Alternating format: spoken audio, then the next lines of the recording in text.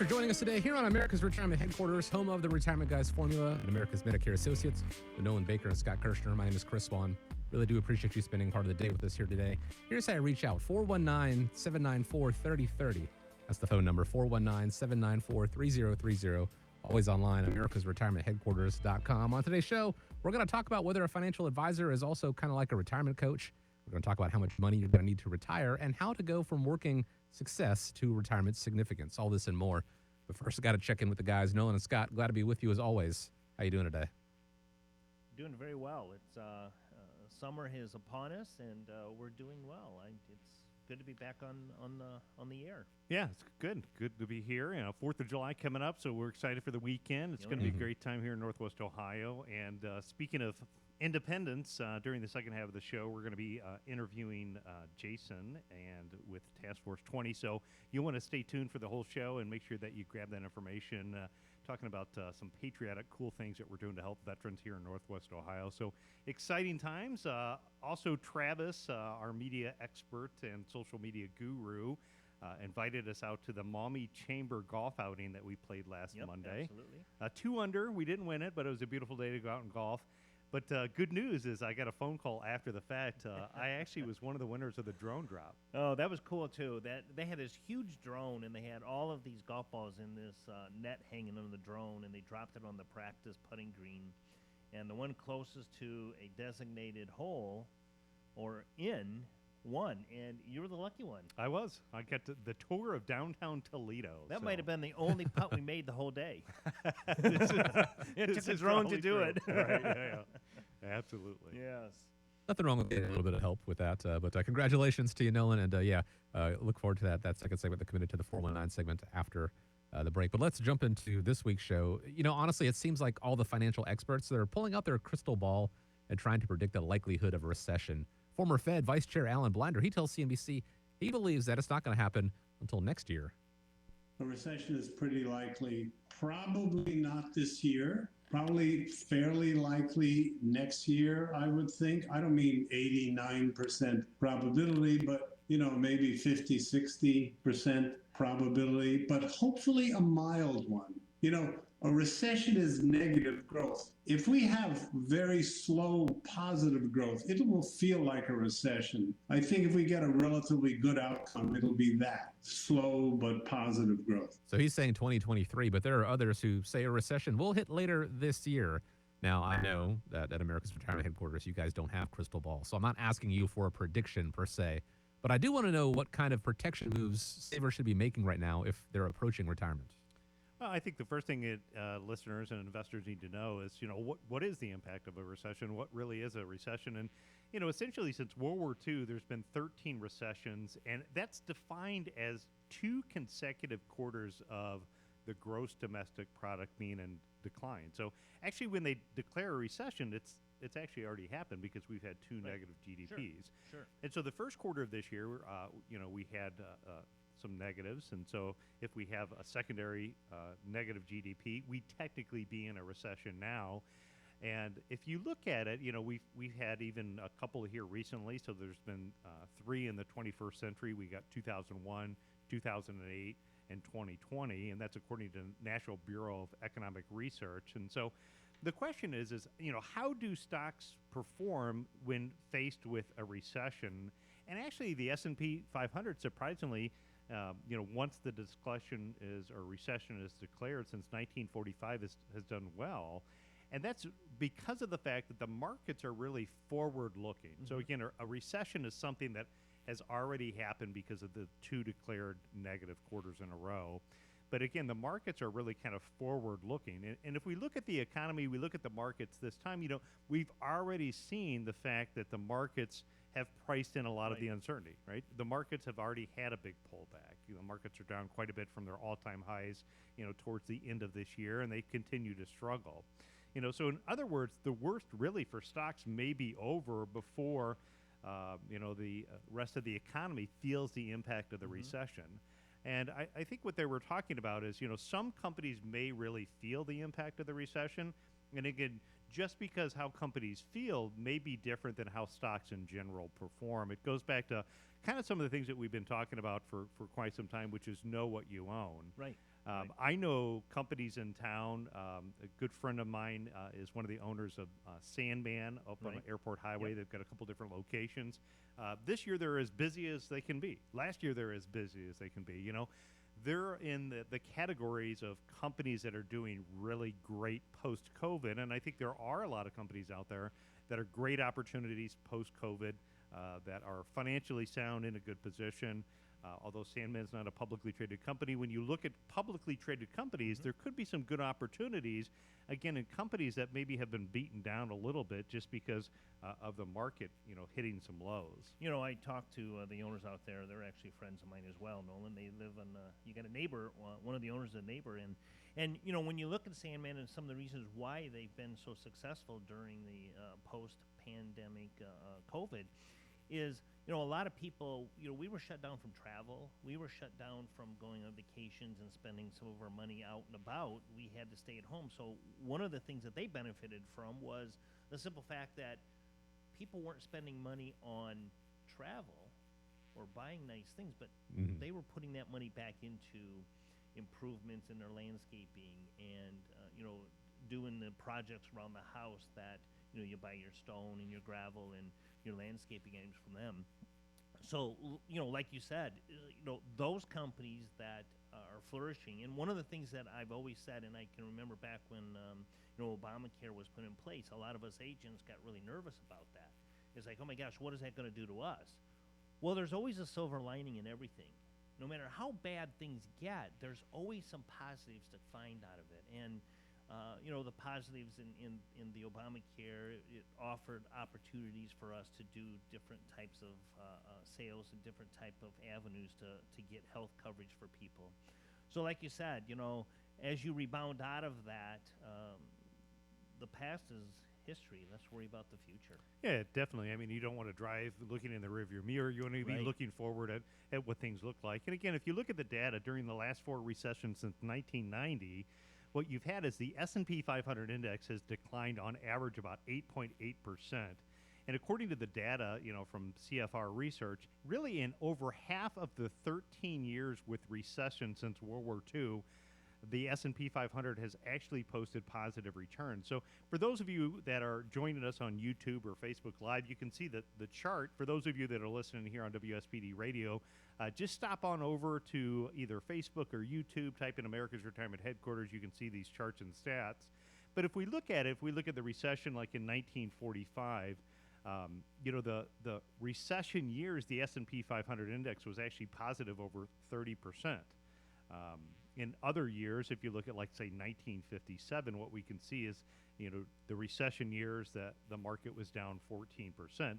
But the following year, the year after, the S&P, and again, that year, 1957, was up 38%. So again, if we look at the recession years, yes, there has been historically some poor performance. The question is with the market down roughly 20%, depends on what day of the week you look at it from its all-time highs, you know, has that already been priced into the market? You know, so people worry that they think, well, okay, because the recession's going to be declared, then the market's going to fall. And I'm not saying that when they do declare, if it does happen a recession, that the market won't have a little bit of shock, because it'll be like, oh my gosh, what a surprise, right? The market might have a little bit of a shock, but the reality is look at the things that a lot of this has been priced into the market. Look at the performance of what the markets have done following the years after the recession, and it could turn panic into opportunity. Absolutely. So as an investor, you really want to make sure that you turn panic into opportunity. If you take that a step further and I say, okay, Nolan, what, you know, has history told us in the past about where do we position our portfolio? Consumer and healthcare related stocks have tended to outperform during recessionary times. Those are to the two positive sectors if you look at past areas. So again, going back to know what you own, companies that I would consider to be those daily essential companies could be a great way to have your portfolio positioned. Areas that maybe haven't done so well, which again kind of makes sense if we think about a recession, airlines, automotive manufacturers, hotels, casino stocks. In a recession, those are easy areas for a consumer to kind of back out of, and those are areas where it logically makes sense. I have struggled a little bit in the past.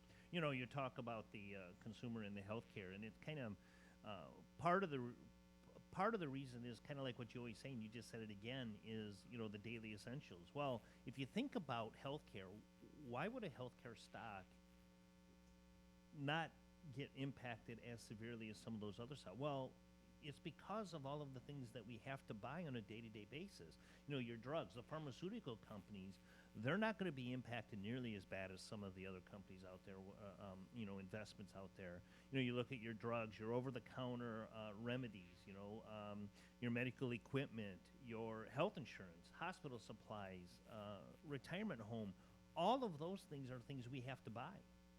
I mean, we're not going to, just because there's a recession, things are tough, we don't stop taking our medicines, right? Mm-hmm. I mean, you just don't do that. So you're going to be buying those, and that's why those stocks tend to weather the storm, quite a bit better than some of the other stocks. And it goes back to, like, echoing what you always say, it's those daily essentials. Know what you own, and those are the things that we use on a day-to-day basis that won't go away. Well, you think about even taking that a step further, diving deeper into the healthcare sector, right? So if we go back in COVID, all those non-elective surgeries were really canceled or eliminated, right? Yep.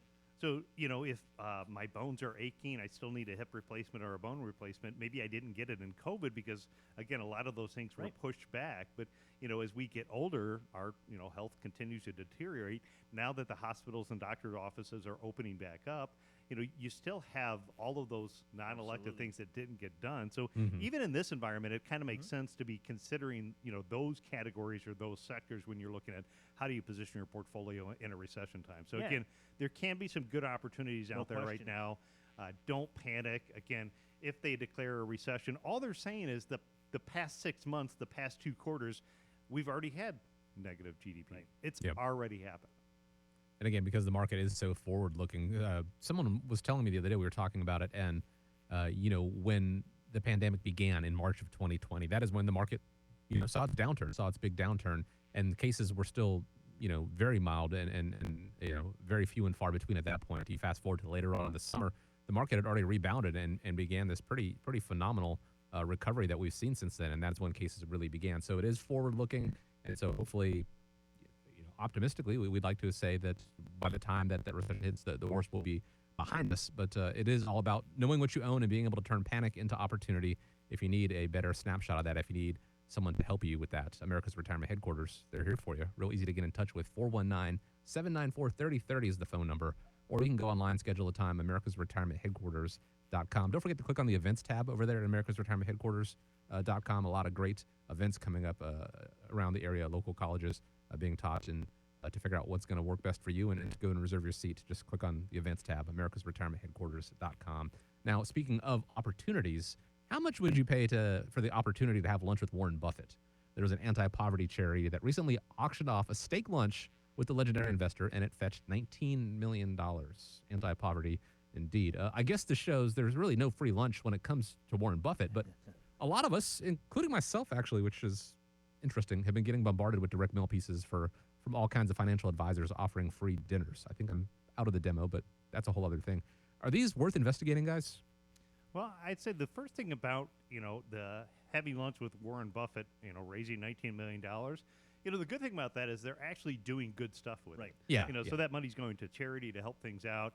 And again, for those of you that are listening, make sure you stay tuned for the second segment as we'll be interviewing Task Force 20, talking about some of the good things that they're doing for our veterans right here in Northwest Ohio and kind of making a difference. But what I would say is I am somewhat biased. I know, Scott, you probably are too. We teach a lot of classes, and we teach classes over at Lourdes University.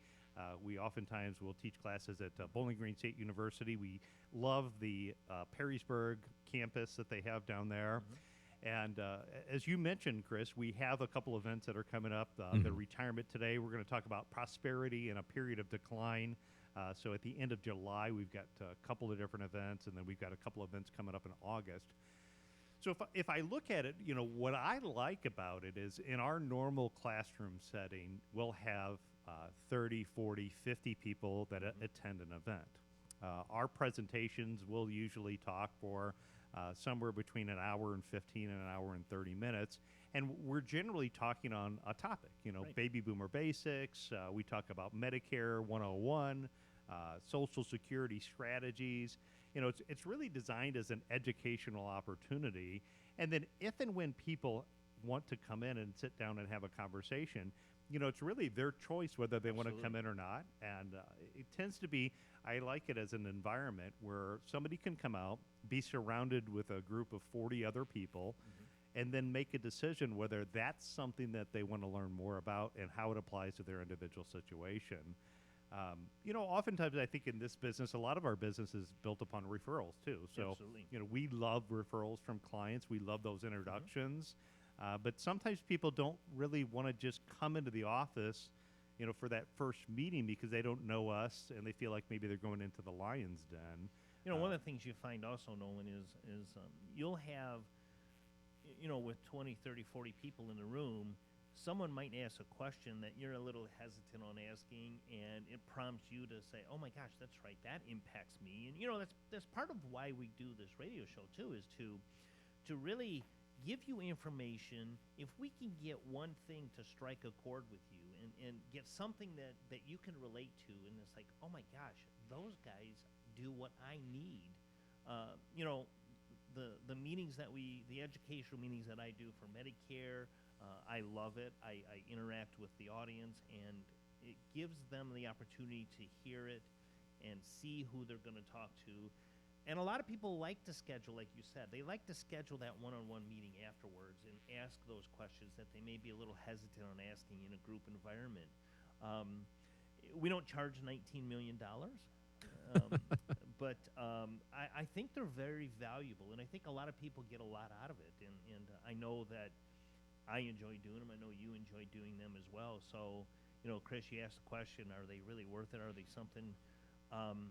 There are some of them out there to kind of be aware of, but for the most part, I think that getting as much information and educating yourself as much as possible is always a good thing. Yeah, it's never a bad idea to do some research on who the presenters are going to be. Yep. Right, The good thing absolutely. with the internet today, that information, you can get that information pretty quickly. If you just type the name of the individual, the name of their company, things like Google, you can look at Right. their Google reviews is a good way to look at it. For people that are licensed in what's called the securities industry, there's something called FINRA, which is the regulatory body. FINRA has a system called Broker Check. So if you Google FINRA, it's FINRA Broker Check, what you can do is you can type in the name of the individual who's the presenter and see if they're registered with FINRA. If they are registered with FINRA, it'll tell you how long they've been in business, what their background is, what type of licensing that they have. There's other advisors that are affiliated with what's called the Securities and Exchange Commission, the SEC. So with the SEC, you can also get a copy of their ADV, be able to give some of the background information. So again, if you're curious on who the presenter is, don't hesitate to go out and do some research a little bit. I think just like any industry, I think in Toledo, Northwest Ohio, there's a lot of great quality financial advisor firms that are out there. I'm obviously biased like you are as an owner of this company that, we specialize and help people that are close to or in retirement time. That's kind of what our wheelhouse is, but there are other good quality companies out there maybe for folks that are looking to get started in financial planning or, debt elimination type strategies. But do your homework, take a look at what's out there. Right. It's easier, I think, in a group setting, though. It's not a bad way to get educated and find out what your choices are. And in most cases, there's, not in most cases. I know in our cases, there's never an obligation to buy anything. When you're there, you don't have to sign on a dotted line. That's never been an issue that I've ever had. I just don't do that. I feel confident that all of the information that we're going to give and that you're going to receive is going to prompt you to want to hear more. And I know that that's how it's worked out well for us. So to find out more information about the upcoming events that America's Retirement Headquarters has, again, just go to the website, americasretirementheadquarters.com, click on the events tab. A lot of great events coming up through July and August. At educational, at campuses, college campuses, things like that. Find a topic that's appealing to you or that you want to know more about, and go ahead and reserve your seat. Just click on through there on the website. And again, as Scott said, you don't need $19 million to sit down and speak with them. Although I have to venture, if you have $19 million, they'll certainly, they'll have a conversation with you if you want to. But We'll help again, you out with that. yeah, and I'm sure I have no doubt about that. 419-794-3030 is the phone number. 419-794-3030, or as I said a second ago, americasretirementheadquarters.com. We've heard for years that you're going to need 70 to 80% of your pre-retirement income to maintain your standard of living later in life. But some readers have told the Wall Street Journal that you should, scrap that advice. They warn your spending in retirement is likely going to equal or exceed what you're spending while working, so 100% plus. Guys, if that is the case, how do you work that into a retirement plan? Well, I guess in my 28 years of experience and, being that it's America's Retirement Headquarters, we're focused on helping people go from their working years to retirement years, go from success to significance. I would say that statement is actually pretty accurate. I mean, I have yet to have a client that has come in and said, Nolan, we're just going to sit on the porch and watch life go by, right? So the retirees today, if they're not going to work 9 to 5, what they want to do is they want to travel. They want to go see their grandkids. They want to get that pontoon boat and cruise up and down the Maumee River. Right. They're going to go through the period of time where they're young and healthy. I mean, my mother-in-law and her husband is a perfect example. When they retired, what they did is they bought an RV, and for 2 years they just traveled around the U.S. Now, back then, gas was a little bit cheaper. Right. The RV's parked nowadays, but back then, traveling around the U.S., I'm sure that added some extra expenses, even though they still eat at military bases, because he also served in Iraq and was in the Army and in the Marine Corps. And staying at military bases was a way to, keep the cost down. I'm sure that added expenses. So it's very common, I would say, when I see somebody retire in their 60s and 70s, that they're doing more, they're traveling more, they're spending more. It's, at least in my experience, then when they get in their mid to late 70s, sometimes things slow down. Right. Kids oftentimes maybe go to their house for Christmas and come visit them. And then if it's not necessarily major healthcare related expenses, things can kind of level off. Right. It's only oftentimes when you see major healthcare related expenses that you see it go back up. Yeah. So that is one of the flaws sometimes with financial planning. I mean, there's no perfect financial plan. It's trying to help you get a target. But, one of the traditional financial plans is it looks at you retiring, and sometimes they use what's called this 4% rule.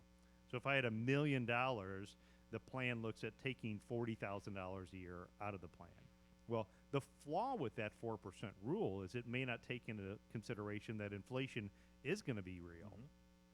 On the flip end of the scale, you could go the complete opposite. Some of the plans, they look at adding inflation each and every year. And, technically when somebody is 75 or 80, they may not be spending the same money that they were spending right when they retired at 65. So another way to look at it is planning in stages, the retirement stages of different times that you go through. You said that really well, Nolan, because a lot of times, what I have seen, especially dealing with clients that have, healthcare issues, is the older, the 75 to 85-year-old, they're not out traveling. Health may not permit that. So they're kind of spending maybe the same amount of money they were spending when they turned 65, they retire, and that 4% rule. But when you look at 75, 80 years old, your health issues are going to prevent you from doing it, and you may be spending money in different areas. Your out-of-pocket expenses for health care, prescription drugs, the over-the-counter wellness things that you're going to be getting. So, I see how that could definitely shift where the money's going. I don't know how much is going to really cut back. You're going to cut back on travel, but you may be spending every bit of that in healthcare. Yeah, so one of the ways that we can help out with this is if you're not sure what your retirement looks like, if you're not sure what the income plan looks like, we can give you access to some of our financial planning software that we have through Right Capital, and we can look at it and run these different environments. And so what it'll do is it'll show what the probability of success.